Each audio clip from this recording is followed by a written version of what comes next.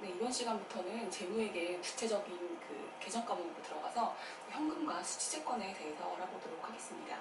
저희가 이제 배울 때 현금과 수취채권 이렇게 다뤄볼 건데, 강의가 지금 한 2강에서 3강 정도에 걸쳐서 진행될 예정입니다. 현금에서는 처음에 이제 현금과 현금성 자산의 정의에 대해서 기본적으로 알아보고, 그 다음에 현금과 현금성 자산과 비슷한 것 중에 금융상품이 또 있습니다. 그래서 금융상품의 정의, 어떻게 분류할 것인가 이거에 대해서 알아보고, 그 다음에 이제 은행계정조정표 라고 해서 이제 현금을 은행 측 잔액과 회사 측 잔액을 이제 일치하도록 조정하는 은행계정조정표까지 이렇게 다룰 거고, 요게 이제 이번 첫 번째, 이제 두 번째 강의에서 진행될 예정입니다. 현금 계정 강의에서 진행될 예정이고, 수취채권 같은 경우에는 이제 다음 강의부터 진행될 예정인데, 이건 기본적으로 따지면 수취채권을 어떻게 인식할 것인가, 그리고 어떻게 평가할 것인가 그걸 구분을 하고, 그 다음에 어음을 할인하는 별도의 또 그 제목이 있습니다. 그래서 이렇게 3개에 걸쳐서 진행될 예정이고, 일단 이번 강의 2강에서는 여기까지 이제 진행될 예정입니다. 그래서 처음에 현금과 현금 및 현금성 자산의 정의에 대해서 먼저 일단 알아보도록 하겠습니다. 그래서 여기 내용, 교재 내용 보시면은 현금 및 현금성 자산의 정의에 대해서 이제 나와 있습니다. 현금 및 현금성 자산은 그때 현금 및 현금성 자산. 그래서 여기 현금이 일단 들어가는 건 알겠고, 그 다음에 현금 성격을 가진 자산이 들어가는 건 이제 직관적으로 파악하실 수가 있습니다. 그래서 여기서 지금 교재 보면은 현금 및 현금성 자산이 현금이랑 유급을예금, 현금성 자산 이렇게 구분되어 있다고 있습니다. 그래서 구체적으로 이제 크게 구분을 하면은 현금, 그 다음에 유급을예금, 그 다음에 현금성 자산, 이렇게 카테고리를 구분할 수가 있다. 그래서 이렇게 3가지 일단 있는 걸 암기를 해주시고, 이 구체적인 내용에 들어가서 현금은 어떤 것이 있는지, 그 다음에 유급을예금은 어떤 것이 있는지, 그 다음에 현금성 자산은 어떤 것들이 있는지 좀 구체적으로 살펴보도록 하겠습니다. 그래서 첫 번째 현금 내용 보시면은, 현금이 이제 교환의 대표적인 수단이고 무수익 자산이고, 그 다음에 통화 대용 증권이다 해서 통화랑 통화 대용 증권을 현금으로 구분하고 있습니다. 그래서 저희가 이 통화라는 건 실제 돈, 지폐, 동전 이런 것들을 이제 통화라고 표현을 하고, 통화 대용 증권은 통화를 대신해서 사용할 수 있는 증권을 말하는 거예요. 이해하기가 쉽도록 일단은 이제 직관적으로 해석을 드리면 대신 사용할 수 있는 것들을 말하는데, 여기 통화 대용 증권 관련해가지고 이제 쭉 열거가 되어 있죠. 보통 저희가 현금 및 현금성 자산의 정의를 알기 위해서는 통화 대용 증권이 뭔지도 알아야지 그게 현금인지를 알 수가 있는 거겠죠. 그래서 통화 대용 증권으로 열거되어 있는 모든 항목들을 좀 기본적으로 암기를 해주셔야 됩니다. 그래서 첫 번째 보시면은 자기합 수표, 그다음에 타인 발행 당자 수표, 그다음에 가계 수표, 여행자 수표, 이렇게 해서 수표가 4개가 나와 있습니다. 이게 지금 내용을 모르신 분들이 있어가지고 간략하게 설명을 드리면은, 자기합 수표는 은행이 발행한 수표다 이렇게 기억하시면 편하고, 타인 발행 당자 수표는 타인 발행이니까는 이제 타인 발행했다는 유추해보면 기업이 발행한 것들을 말하는 거예요. 기업이 발행한 거는 타인 발행 당자 수표이다. 그 다음에 가계 수표는 이제 개인이 발행하는 게 가계 수표다 이렇게 생각하시면 되고, 여행자 수표는 여행자가 여행 갔을 때 현금 대신 사용하려고 발행한 수표이다. 그래서 개념을 좀 구체적으로 들어가면은 수표가 뭐 발행자, 지급자, 뭐 소지하고 있는 자에 나눠가지고 구분하셔야 되는데, 직관적으로 이해하실 때는 제가 방금 전에 말씀드린 대로 은행 발행, 그다음에 뭐 일반 기업이 발행한 거, 개인이 발행한 거 이렇게 이해하시면 좀 이해하기가 쉽기 때문에 이 수표 4가지가 들어간다. 그리고 송금한이 있어. 송금한은 은행에서 돈을 보내는 건데, 은행을 통해서 이제 은행 지점끼리 보내는 거예요. 그래서 돈을 받는 사람이 은행 지점에 가서 돈을 받을 수 있도록 하는 이런 것들을 송금한이라고 하는 거고, 우편한은 우편을 이용해서 현금을 수송하는 그런 케이스를 우편한이라고 하죠. 그리고 만기가 도래한 공사채 이자표, 이런 것들도 이자잖아요. 이자인데 이게 바로 만기가 도래했기 때문에 언제든지 현금으로 교환을 할 수가 있습니다. 그래서 통화 대용 증권이 통화 대신 사용할 수 있다, 이런 의미겠죠. 그래서 공사채 이자표도 이제 통화 대용 증권에 해당이 되는 거고, 기한이 도래한 약속원, 환원, 이것도 기한이자 도래했기 때문에 언제든지 현금으로 교환을 할 수가 있기 때문에 이런 어음, 기한이 도래하는 어음들도 통화 대용증권에 해당한다. 그리고 정부의 지급 통지서 이런 것도 지급을 이미 해주겠다고 한 거기 때문에 이것도 현금에 해당한다. 배당이 결정된 주식의 배당권 이런 것도 바로 현금화가 가능하기 때문에 이런 것들 딱 봤을 때는 현금 같지 않지만 현금의 성격을 가지고 있는 동전과 지폐 같은 성격을 가지고 있는 통화 대용증권에 대해서 이제 알아봤습니다. 그래서 여기 보면은 수표들이 4개가 나오고 뭐 송금한 우편한 이런 것들도 나오고 이자나 배당 같은 경우에도 만기가 도래해서 즉시 현금으로 바꿀 수 있다. 이러면 다 통화 대용증권에 해당된다. 그래서 이렇게까지 정리를 알아봤고 그 다음으로는 요금을 예금이 나옵니다. 요금을 예금 같은 경우에는 여기 보면은 요구를 했을 때 언제든지 받을 수 있는 예금이다. 이렇게 생각하시면 돼요. 그래서 요금을 예금에는 저희가 은행 보통 거래할 때 당좌 예금 하고 보통 예금 이런 것들이 존재합니다. 그래서 저희가 은행 거래하는 거죠. 그 보통 예금은 저희가 그냥 수시로 입출금 가능한 그 예금 말하는 거고 이 당좌 예금은 보통 이제 우리가 은행에 가서 당좌 거래 계약을 하겠다 해가지고 당좌 거래에서 보증금을 납입을 하고 당좌 계약을 한 상태에서 그거를 이제 이용해가지고 예금 거래가 이루어지는 걸 당좌 예금이라고 하는데 조금 다른 게 요거 같은 경우에는 이제 그 당좌 계약을 함으로써 그 내가 있는 잔고가 있잖아요, 은행에. 그 잔고만큼 보통 쓰는 게 원칙인데 그 잔고를 넘어가서 쓴다고 하더라도 그걸 또 당좌 차월이라고 해서 인정을 해주고 있습니다. 그래서 이제 당좌 예금은 성격이 좀 다르다. 그래서 약간 저희가 직관적으로 생각하면은 마이너스 통장 같은 거 좀 비슷한 개념이다. 이렇게 보시면 되겠어요. 그래서 은행에서 저희가 주로 거래하는 당좌 예금, 보통 예금 이런 것들 요금을 예금이다. 요구하면 언제든지 다 현금화가 가능하기 때문에 요금을 예금이다. 그리고 마지막으로는 현금 성격을 가진 자산들을 또 구분을 해야 됩니다. 여기 보면은 저희가 보면은 그 일단은 앞에 내용 다 빼고 뒤에 그 자산만 보면은 국공채, 사채 이런 거 나와 있죠. 국공채, 사채 이거는 그러니까 채권이죠. 그러니까 채권이라는 게 일단 기본적인 개념 보시면 원리 때 배우셨겠지만 원금과 이자로 구성되어 있는 그런 유가증권이죠. 채권이 있고 그다음 상환우선주 이거는 또 주식 성격이죠. 상환우선주는 이제 우선주, 주식의 형태로 회사가 발행했는데 언제든지 그거를 상환을 할 수 있는 주식이에요. 보통 상환을 해서 뭐 소각시키는 이런 형태로 발행하게 되는데 상환우선주. 그리고 CD, 양도성 예금증서가 있죠. 양도성 예금증서는 제3자에게 양도 가능한 정기예금을 말하는 거예요. 그래서 양도성 예금증서 있고 그다음에 판매채 RP가 있어요. 이거는 판매한다는 건 다시 산다는 뜻이잖아요. 다시 살 거를 예정을 하고서는 채권을 발행하는 거예요. 그래서 RP도 여기 들어가고 그다음에 MMF 이런 상품들이 있어요. 그러니까 여기 보면은 이게 현금 같지가 않아요. 그냥 금융상품에 해당하는 내용들이죠. 근데 이것들이 그런 금융상품들이 만기가 3개월 이내다. 취득 당시 만기가 3개월 이내다. 취득 당시 만기가 3개월이에요. 이게 또 헷갈리실 수가 있기 때문에 취득 당시. 애초에 이건 자산은 3개월 만기가 3개월 이내 된 자산들이다. 그래서 만기가 3개월 이내인 금융상품들 이런 것들도 현금 성격을 가진 자산이다. 이렇게 봐서 현금성 자산으로 구분을 하고 있습니다. 그래서 이런 것들이 딱 얼핏 봐서는 현금을 보이지 않기 때문에 이런 것도 좀 개별적으로 암기를 해주셔야겠죠. 그래서 이렇게 현금 자산의 정의를 이렇게 알아봤고 여기서 이제 보통 이제 문제화가 되는 게 이런 금융상품들이나 뭐 예금 같은 거를 쭉 열거해놓고 이 중에서 현금 및 현금성 자산에 해당하는 것은 이런 식으로 이제 곤란해지는 그런 문제들이 많이 문제들이 많이 출제가 되는데 여기서 이제 정의를 알아봤고 그 다음에 이제 현금성 자산에 포함되지 않는 자산들이 들어가 있어요. 그런 문제들에. 그래서 이런 현금성 자산에 포함되지 않는 자산들을 발라내는 그런 것들을 이제 구분할 수 있는 정도의 암기를 하셔야 된다. 그래서 제일 하반에 보면은 현금 및 현금성 자산에 포함되지 않는 자산이라고 해서 지금 하나, 둘, 셋, 6개 정도가 나와 있어요. 그래서 이 6개 정도를 또 암기를 해주셔야 같이 이제 이런 문제를 푸는데 크게 어려움이 없다. 이렇게 말씀을 드릴게요.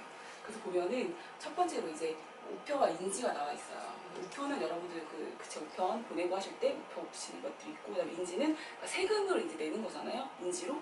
근데 이런 것들은 현금과 비슷해 보일 수도 있지만 사실 이거는 현금을 전환하기 위해서 보유하고 있는 게 아니라 그 비용을 납부하는 거죠. 우편 수수료를 내는 거고 그다음에 세금을 내는 거잖아요. 그 비용을 대체하기 위해서 내는 거기 때문에 이런 것들은 현금이 아니다. 선급 비용으로 분류하거나 소모품비로 분류한다. 이렇게 나와 있어요.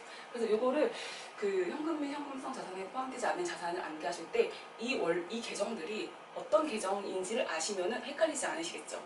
그러니까 이게 현금 및 현금 자산이 아니다 이렇게 외우시지 말고 우표와 민지는 상급 비용이나 소모품이다 이렇게 암기하시는 게 좀 더 이해하기가 쉽습니다. 그래서 그렇게 우표와 민지는 설명을 드렸고 선일자 수표는 있어요. 선일자 수표는 그러니까 수표에 표시된 발행일이 있는데 실제 발행은 그 전에 한 거예요. 그러니까 실제 발행을 그 전에 했기 때문에 이 당시 실제 발행했다고 하더라도 수표를 가진 사람이 바로 가서 이걸 현금으로 전환해주세요 할 수는 없어요. 하지만 보통 이제 이 만기, 실제 수표의 발행일, 만기가 아니죠. 수표의 발행일이라고 기재되어 있는 그 날짜에 가면 그때는 현금화가 가능해요. 그렇기 때문에 선일자 수표는 이때까지는 현금이 아닌 거죠. 선일자 수표는. 그래서 이건 선일자 수표는 어떻게 처리하느냐, 미수금이나 매출채권. 내가 받을 권리를 받았지만 당장 현금화는 못하고 차후에 받을 거잖아요. 그러니까 보통 저희가 알고 있는 매출채권, 미수금 이런 개념으로 같이 생각하시면 되겠습니다. 그리고 여기서 보면은 수표가 다 여기 어디였었죠? 현금에서 통화대용증권에 수표가 다 들어갔었는데 선일자 수표면 약간 예외적으로 매출채권이나 미수금을 처리한다. 이렇게 같이 이해하시면 되고, 그 다음에 보통주의 주식 이런 거는 직관적으로 유가증권이긴 하지만 이제 이유를 따져보면은 주식은 매 일별로 시별로 계속 이제 주가가 변동을 하죠. 주가도 변동을 하고 이렇게 또 금융상품으로 분류를 하기에는 만기가 없어요. 만기가 없기 때문에 여기 현금성 자산의 특징은 취득 시 3개월 이내에 3개월 이내에 만기가 도래해야 되는 것들이잖아요. 근데 그 주식은 금융상품으로 넣기에도 만기가 없기 때문에 이거는 저 유가증권으로 분류를 해야 된다. 이렇게 이해하시면 되고, 그다음에 가불증 같은 경우에는 종업원에게 급여를 성급한 거예요. 이거는 단기 대여금으로 분류를 한다. 이것도 기억해 주시고, 당좌개설 보증금 같은 경우에는 아까 여기 당좌예금 당좌 거래 계약 체결할 때 처음에 이제 당좌개설 보증금을 납부를 하는데 이거는 당좌 계좌가 있는 한 계속 지속되는 거예요. 당좌 개설에 대한 보증금이기 때문에 이게 보통 이제 1년이 갈지 2년이 갈지 알 수가 없는 거죠. 당좌 계약 자체는. 그렇기 때문에 당좌 개설 보증금은 장기 금융상품으로 분류를 한다. 당좌 계약 자체는 장기로 갈 수 있지만 당좌 예금은 또 저희가 가서 거기 당좌예금에 있는 돈 빼겠습니다 이러면 언제든지 요구하는 즉시 현금으로 가능한 거니까 좀 다른 개념이죠. 당좌 예금에 있는 당좌개설 보증금은 장기 금융 상품이다. 그리고 당좌 차월은 당좌예금 잔고 이상으로 수표를 발행하는 경우 이런 것들을 당좌 차월이라고 하는데 이런 거는 단기 차익금으로 분류를 한다. 그래서 여기 현금성 자산에 포함되지 않은 자산들까지 같이 꼭 기억해 주시고 정의 꼭 기억해 주시기 바랍니다. 그래서 이제 현금이 현금성 자산의 정의를 이렇게 알아봤고 그 다음으로 금융상품에 대해서 알아보도록 하겠습니다. 금융상품도 현금성 자산에서 좀 언급이 많이 됐기 때문에 이해하시기는 별로 어렵진 않으실 거예요.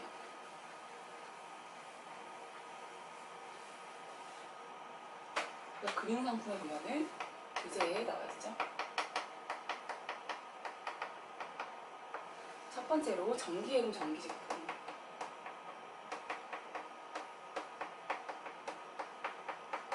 그 다음에 사용제한 예금.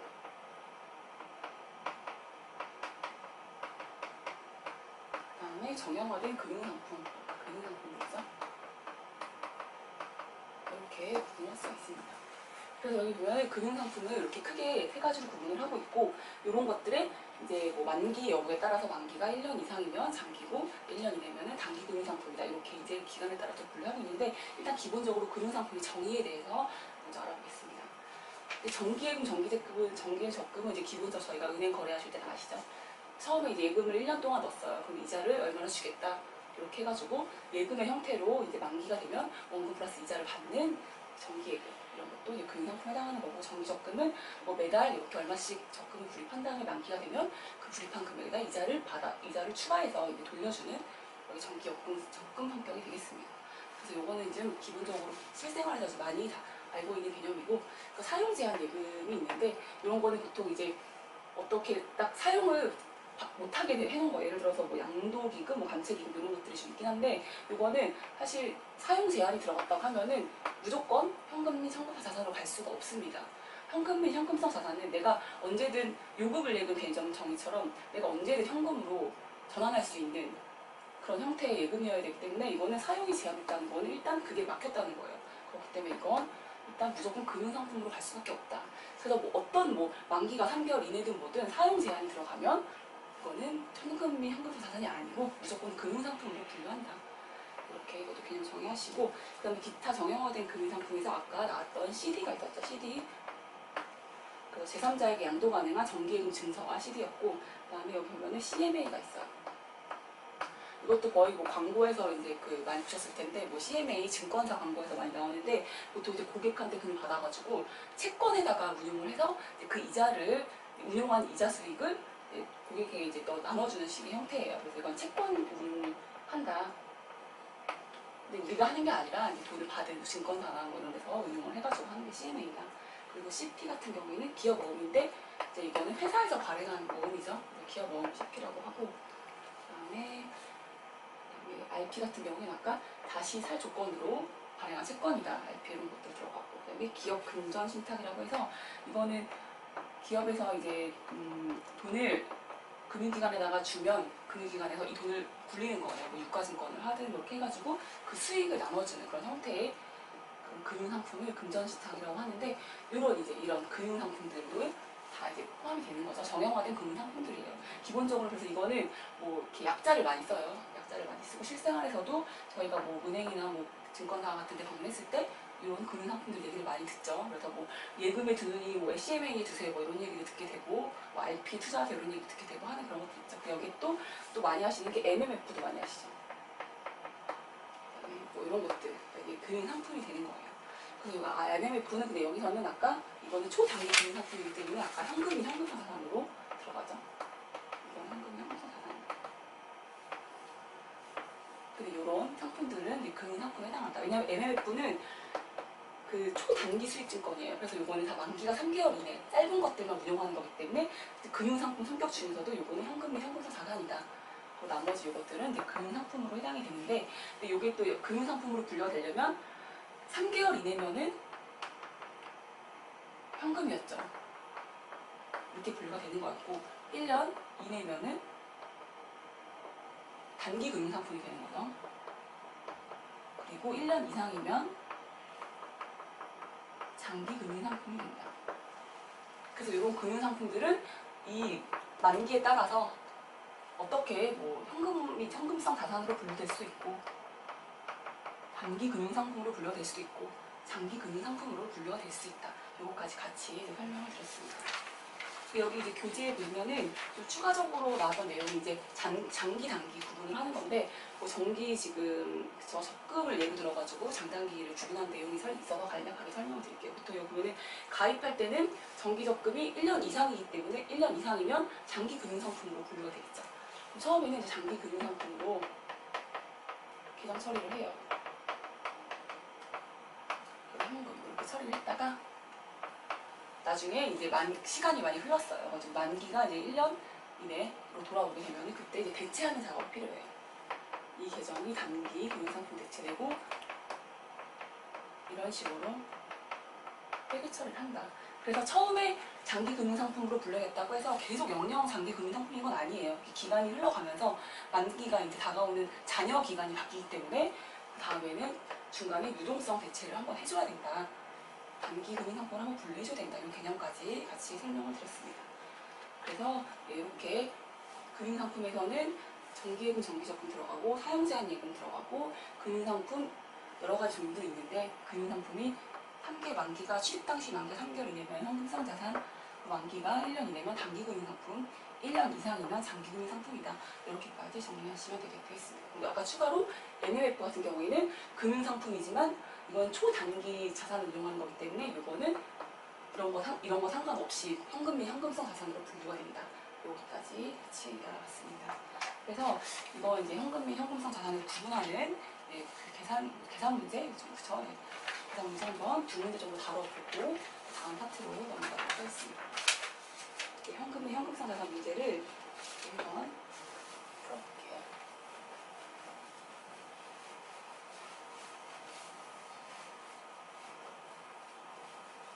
이건 이 개념만 알면은 문제는 쉽습니다. 그래서 이 개념을 좀 암기하시는 게 중요하고, 요게 만약에 시험 문제에 만약에 나왔다 이러면은 사실 그렇게 어렵지 않은 주는 문제일 수 있는데, 이 개념을 모르시면 좀 못 푸실 수 있는 문제가 되겠죠.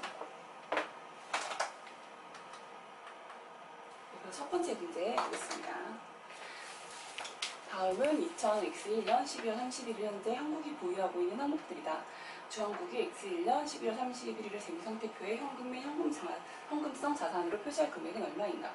여기 보면은 통화는 당연히 현금 및 현금성 자산이죠. 그 수입 인지는 아니었었죠. 그리고 만기가 도래한 국채 대표는 못 받았고 우편 한도가 받았었죠. 통화 대용증권에 같이 나왔었던 거죠. 배당금 지급 통지표도 이것도 맞는 거였죠. 그리고 12월 1일에 취득한 판매채. 이게 만기가 취득 당시 만기가 3개월 이내죠. 그렇기 때문에 여기다 현금이다. 그래서 이렇게 5가지를 더하게 되면은 1650원 해서 3번이 되겠습니다. 그래서 이런 식으로 구분하는 게 나와요. 그래서 여기 아까 수입인지 같은 경우에는 아까 현금 비용으로 처리한다고 했었죠. 이런 것들을 알아두시면은 문제를 푸실 때 좀 더 헷갈리실 수가 있죠. 예. 통화 대용증권에 나왔던 거랑 그다음에 금융상품 중에서 만기가 3개월 이내였던 거 이렇게 좀 체크 포인트가 되겠습니다. 그래서 1번 문제 이렇게 갖고 그 다음으로는 4번 문제 또 보겠습니다. 비슷해요. 문제 스타일이 지금 비슷한데 다음은 중앙국이 20X1년 12월 31일 현재 보유하고 있는 자산의 일부이다. 20X1년 말 재무상태표에 보고되는 현금 및 현금성 자산은 얼마입니다. 그래서 이렇게 보시면은 회사가 보여주는 현금 당연히 현금 및 현금성 자산일 거고 소모품은 당연히 소모품인 거죠. 이건 유형자산의 소모품이 되는 거겠죠. 소모품 비로 처리할 수도 있는 거고 이거는 케이스에 따라서 좀 달라요. 그리고 매출채권은 이것도 매출채권은 매출채권 계정이 따로 있는 거기 때문에 절대 현금 가상될 리가 없는 거죠. 그리고 우편한, 송금한 이런 거 다 현금성 자산이었고 그다음에 보통 예금, 그쵸? 유급을 예금이니까 당연히 현금성 자산. 송금 임차료도 이것도 별도의 계정이죠. 현금 임차 자체가. 자기합수표도 이것도 수표 4개 있었죠. 4개가 다 현금이었고 선일차 수표만 아니었죠. 현금이 현금 자산이. 당장회사 보증금 같은 경우에도 보증금 자체는 단기 금융상품, 장기 금융상품이다. 보통 장기 금융상품으로 분리를 합니다. 그래서 이건 아니죠. 또 양도성 예금증서 같은 경우에는 취득시 잔여 만기가 2개월이었어요. 그렇기 때문에 취득시 만기가 3개월 이내. 이게 현금 자산에 해당하고 회사가 발행하였으나 은행에 지급 제시되지 않은 수표. 요거는 사실 은행 계정 조정표에 나오는 개념인데 이거랑 전혀 상관이 없는 거예요. 이거 나중에 은행 계정 조정표 설명할 때 같이 드릴 건데 이거는 사실 은행 측 차감 조정하는 항목이기 때문에 회사의 현금에 아무 영향을 미치지 않는다. 그래서 이렇게 5가지가 되겠죠. 5가지를 모두 합치면은 146,000원이 되겠습니다. 정답은 3번이 되겠습니다. 네, 다음으로는 이제 은행 계정 조정표 같이 다뤄볼게요. 네, 다음 그 챕터로 이제 그 은행 계정 조정표 다뤄보도록 하겠습니다. 여기 보면은 첫 번째 이제 그 교재에는 좀 어려운 용어로 해가지고 뭐 은행 측 차감, 회사 측 가장 뭐 이렇게 내용이 나와 있는데 저는 요거를 일단 은행 계정 조정표 실제로 다룰 때 어떻게 적용하는지 이제 표를 일단 그려가면서 설명을 드리도록 하겠습니다. 여기 보면은 은행 계정 조정표를 보통 어떻게 나오냐면 회사 측 길게 할게요. 회사, 은행 이렇게 구분할 수가 있습니다. 회사, 은행을 구분할 수가 있고 수정 전 금액이 나와요. 그리고 여러 가지 사항들을 조정을 해서 수정 금액이 도출되게 됩니다. 그래서 회사 측 예금 잔고 금액을 알고 있고 은행의 예금 잔고 금액을 이제 알고 있어요. 근데 금액이 다른 거예요. 수정 전에는 달랐는데 수정 후에는 이거를 일치시켜가는 이런 과정을 보여주는 표다. 그래서 이제 은행 계정 조정표라고 하는데 여기 보면 이제 항목이 이제 몇 가지가 나와 있죠. 8가지 정도가 나와 있는데 이걸 어떻게 조정하는지 같이 그려가면서 파악을 해보도록 하겠습니다. 첫 번째로 보면은 기발행 미인출 수표라고 나와 있어요. 이렇게 용어만 보면 엄청 어렵지만 내용을 이제 구체적으로 설명해보면 회사에서 이미 발행을 했는데 은행에서 인출이 안 된 거예요. 그러니까 회사에서는 이미 그만큼 빠졌다고 처리가 됐겠죠. 근데 은행에서 인출이 안 된 거기 때문에 은행에서 회사는 반영이 되어 있는 거고 은행에서 차감 조정을 해줘야 됩니다. 그래서 표현이 기발행 미인출 수표 이거라도 알아두셔야겠지만 실제로 이제 문제가 됐을 때는 뭐 회사에서는 이를 뭐 발행하였으나 뭐 당장 은행에서 뭐 지급 제시되지 않았다 뭐 이런 식으로 표현이 됩니다. 그래서 오히려 그 풀어놓은 문장을 보면은 은행 측 차감하는 게 더 이제 더 와닿으실 거예요. 근데 기발행 미인출 수표가 은행 차감이다. 이것도 같이 알아두셔야 돼요. 어떨 때는 설명으로 안 나오고 기발행 미인출 수표 딱 이렇게 나와서 조정하게 하는 경우도 있기 때문에 그런 내용이다. 이미 발행했는데 은행에서 인출되지 않았다. 이렇게 생각하시면 될 것 같아요. 그래서 기발행 미인출 수표. 그럼 여기서 마이너스 한다. 은행에서 차감 조정한다. 여기 나와 있습니다. 그리고 기예임 미통고 예금 이거 같은 경우에는 보면 뭐냐면은 거래처에서 이제 추심을 해가지고 나중에 돈이 들어왔어요. 돈이 들어왔는데 회사에는 모르고 은행 계좌에 먼저 들어간 케이스를 말을 합니다. 그래서 또 아니면 또 추심 아니더라도 거래처에서 회사에다가 얘기 없이 그냥 은행에다가 바로 금액을 입금해버리는 경우들이 있어요. 이런 경우들에는 그쵸? 회사 측에서 몰랐기 때문에 회사 측에 돈이 들어온 거를 가산을 해줘야 되겠죠. 그래서 여기는 BA 유통보 예금. 그래서 여기는 회사 측 가산해서 이 미통보가 여기 주체가 회사인 거고 미인출이 여기는 주체가 은행인 거죠. 그래서 이게 미통보가 어디에 해당하고 미인출이 어디에 해당하는지 연관해서 같이 기억해 주시면 좋을 것 같아요. 그리고 은행 미기입 예금 이런 건 당연히 은행이 미기입한 거니까 은행에다가 해줘야겠죠. 은행 미기입 예금 여기다 가산해 주는 거고, 그 다음에 회사 미기입 예금은 동일한 논리죠. 회사 미기입 여기다가 가산을 해주는 겁니다. 그리고 밑에 보면은 부도어음이랑 은행 수수료가 있어요.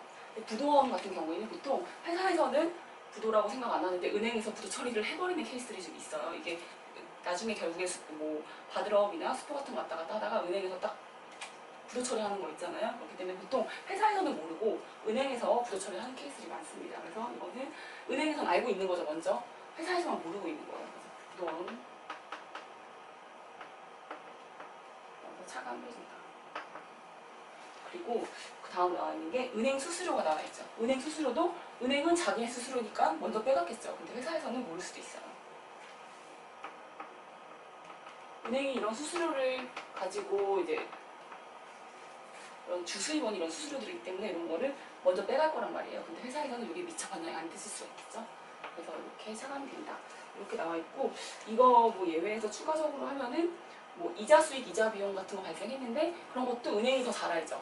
예금을 보통 은행이 있기 때문에 은행이 잘 알기 때문에 여기서 뭐 이자 수익 같은 거는 회사만 은행에서는 바로바로 다 플러스가 되는데 회사에서는 모를 수도 있다. 이자 비용 같은 것도 나올 수 있는 케이스다. 그래서 이렇게 일단 기본적으로 정리하면 이렇게 정리할 수가 있고, 그 다음에 여기다가 이제 은행 회사 측 오류는 회사 측 오류다 조정하면 되고, 은행 측 오류는 은행 측 오류다 조정을 하면 됩니다. 그래서 이 수정 금액이 동일하게 나와야 돼요. 여기는 수정 전에는 같지 않았겠죠? 근데 이런 조정 과정들을 통해서 여기가 같아지게 되는 이 표를 은행 비정 조정표라고 하고, 보통 이제 문제화 될 때 뭐 수정 잔액이 얼마인지를 물어보는 이런 케이스들이 굉장히 많겠죠. 그래서 이렇게 개념을 이해하시면 된다. 좀 어려운 말이 사실 기발행 미인출 수표가 제일 어려운 말이에요. 근데 요거는 은행 차감이다. 은행에서 회사에서는 발행했는데 은행에서 인출되지 않았다. 이 표현이 제일 어렵고, 나머지는 특히 말로 나오는 문제들은 딱 읽다 보면은 어디다 조정해야 될 것 같은지 상식적으로 또 풀 수 있는 문제들이 있어요. 그렇기 때문에 요거는 꼭 표현이 좀 어려우니까 외워두시면 좋을 것 같다. 그래서 이렇게 하시고 요거를 이제 계산 문제를 한 2문제 정도 다루고 마치도록 하겠습니다. 계산 문제를 이제 8번이랑 11번을 이제 풀겠습니다.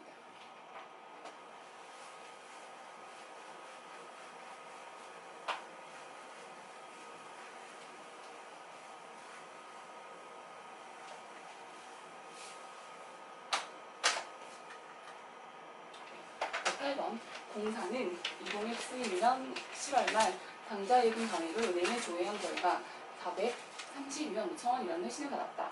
아래 공사 차익 조정 전 20X1년 7월 말 공사의 정부상 당좌예금 잔액은 얼마인가? 이렇게 나와있죠. 여기 보면은 여기 딱 아까 제가 그렸던 그 표를 똑같이 그리시면 됩니다. 그래서 기본적으로 회사, 은행 이렇게 표를 일단 그리고 시작하면 돼요. 그리고 첫 번째는 이제 조정사항들 하나씩 여기다가 넣어가면서 하면 되고, 수정전 금액 일단 기본적으로 써야겠죠. 당좌 예금 잔액을 은행에 조회한 결과 답을 이렇게 나와야겠죠. 그래서 이렇게 여기 같은 경우에는 문제가 보통 수정 금액을 딱 구하라고 하면 사실 여기 회사 금액과 은행 금액 조정해가지고 같다 해가지고 검증이 되는데, 여기는 사실 좀 차원이 높은 문제예요. 오히려 이건 같아지는 걸 검증을 못하게 해서 역으로 수정을 해야 되는 이런 문제이기 때문에 여기를 구하라고 하면 되는 거인 거죠, 문제가. 그러니까 보통 다른 문제보다는 조금 더 어려운 문제에 해당된다 이렇게 해서. 하지만 그렇다 하더라도 이 조정사항만 정확하게 알고 있으면 그렇게 어려운 문제는 아니에요. 그래서 조정사항을 하나씩 내용을 보도록 하겠습니다. 1번 조정사항은 공사가 20X1년 7월 10일에 입금한 76만 원이 입금 처리되지 않았다. 이거는 그쵸? 은행에다가 공사는 입금했는데 은행에서 입금 처리 안 된 거기 때문에 은행에다가 플러스합니다. 그리고 공사가 20X1년 7월 15일에 발행한 수표 83만 원이 아직 인출되지 않았다. 이게 아까 기발행 인출 수표가 이런 식으로 표현이 돼요. 공사가 발행했는데 아직 인출되지 않았다. 은행이 인출 안 했다는 뜻이죠. 미인출 수표. 그래서 이건 은행 차감 조정입니다. 그리고 세 번째로는 은행이 20X1년 7월 20일에 공사의 당좌거래 수수료 15,000원을 잘못하여 공사에 부과하고 공사의 당좌예금 잔액이 차감하였다. 그러니까 은행이 이건 은행 오류죠.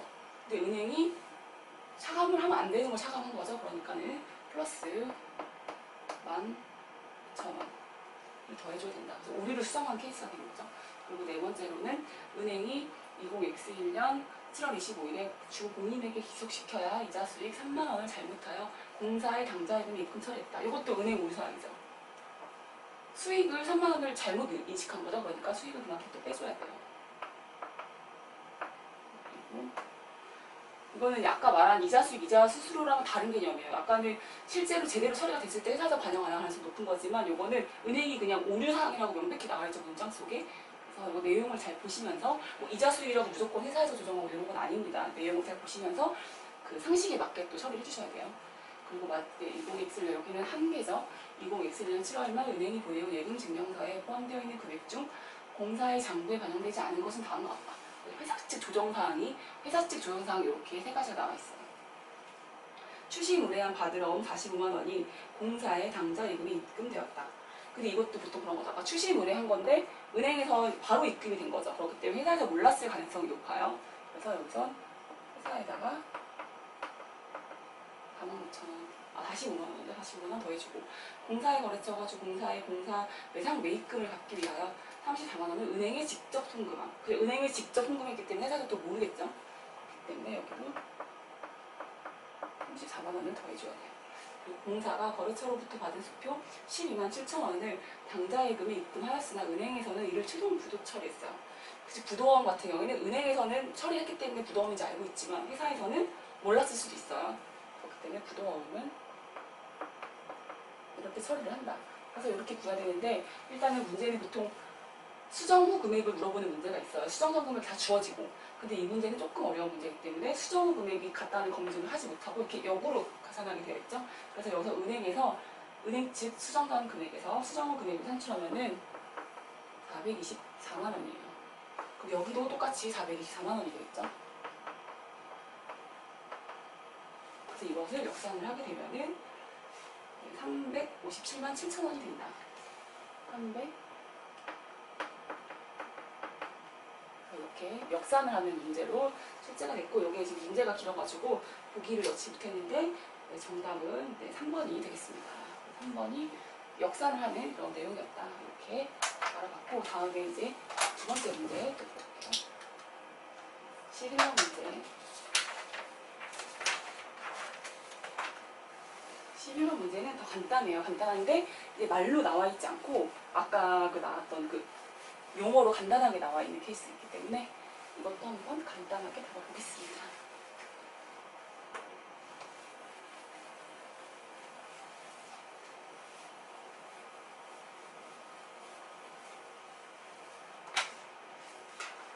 주 공사는 20X년 12월 31일 자금 담당 직원이 회사 자금을 횡령하고 잠적한 사건이 발생하였다. 12월 31일 현재 장부상 당좌예금 계정 잔액을 검토한 결과 10만 6천 원이었으며 은행 측 당좌예금 계정 잔액을 조회한 결과 7만 원으로 확인되었다. 회사 측 잔액과 은행 측 잔액이 차이가 나는 이유는 다음과 같다고 할 경우 자금 담당 직원이 회사에서 횡령한 것으로 추정할 수 있는 금액은 얼마인가? 근데 횡령한 것으로 추정할 수 있는 금액도 결국에는 은행 계정 조정표를 그려가지고 확인을 할 수가 있는데 네, 한번 보겠습니다. 이제 일단 똑같이 시작해요. 회사, 은행 이렇게 시작을 하고 여기는 그 수정 전 금액이 주어졌죠. 문제상에서 부당 당좌예금은 회사 측은 10만 6천 원 그리고 은행 측 잔액은 7만 원 구성됐고 이 차이 내역을 한번 반영해 보겠습니다. 은행 미기입 예금이다. 이건 은행에서 기입을 안 한 예금이기 때문에 은행에다가 플러스 6만 원을 해주는 거죠. 은행이 기입을 안 한 거죠. 그리고 은행 수수료. 은행 수수료는 은행은 자기들 수입원이기 때문에 바로 인식했을 거고 회사는 미처 몰랐을 수 있겠죠. 그렇기 때문에 수수료 1만 원이 차감이 된다. 그리고 그다음에 기발행 미인출 수표. 회사에서 이미 발행했으나 은행에서 인출되지 않았다. 그렇기 때문에 은행 차감 항목이라고 했어요. 그리고 미통지 입금. 회사에다가 통지를 하지 않고 거래처가 은행에 직접 송부한 거였었죠. 그렇기 때문에 미통지 입금은 회사의 가산 항목. 그리고 타사 발행 수표를 주 공사의 당좌익금 계좌에 차감했다. 은행 오류 조정이죠. 그러니까 은행이 플러스 22,000원을 해줍니다. 그래서 수정 금액을 구하면 142 100 102 010이 나와요. 이게 원래 같아야 되는 거죠.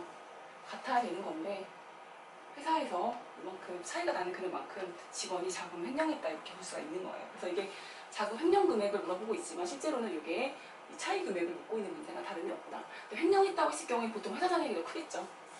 그만큼 돈을 더 빼갔을 가능성이 높기 때문에 회사 쪽에서 그래서 이렇게 이 차이 금액 4만 원이 횡령액이다. 그래서 정답은 5번입니다.